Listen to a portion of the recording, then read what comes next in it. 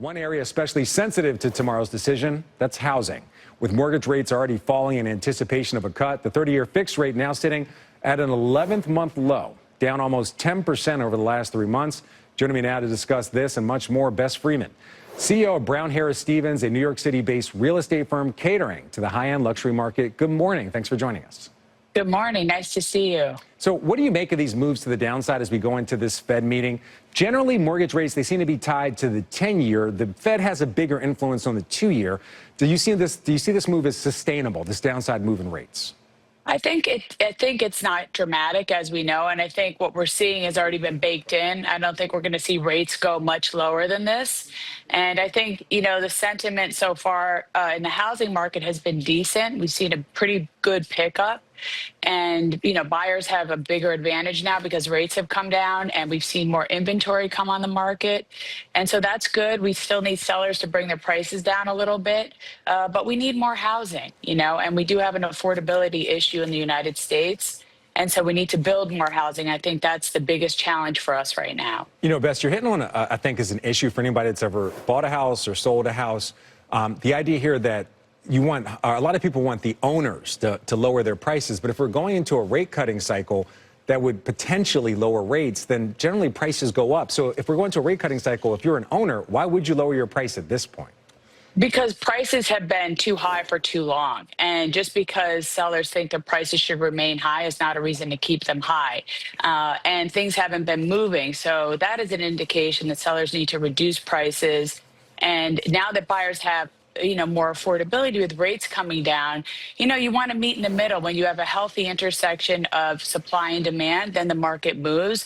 And we've had this sort of, stalemate where buyers and sellers have been separated and there hasn't been a healthy movement. And so we need to get everybody into the market. And so sellers have to participate in that to keep the market moving. Okay. With that thought in mind, the idea of a rate cut, it may create, just more income for people, the idea that they potentially could be paying less for goods and things like that. Would that also help the housing market, this one rate cut, or do we need to see a series of rate cuts before consumers just have more money to spend on housing?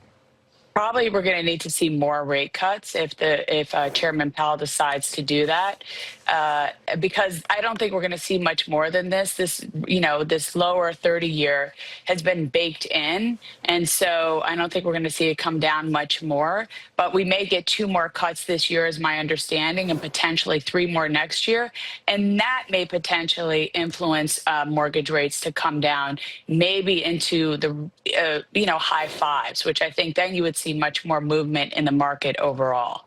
All right, we have some housing reports coming up later today. What are your expectations? Are we going to see any movement when it comes to home builders and things like that? Starts with the idea that we're going into a rate cutting cycle. Does that motivate the actual builders themselves to start building in anticipation of there being more liquidity in the market?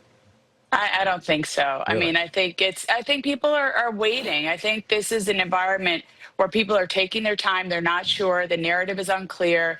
I think it's really important that the Fed maintains its independence and there's no sort of politicization of what the Fed is doing. And so I think people are waiting to see what's going to happen. There's a lot of talk about a potential recession because we're seeing the slower labor market. Inflation is still higher. And I think that's what the Fed is trying to control to keep economic stability for the future, which is what we care about. All right. I think you hit on my last question for you.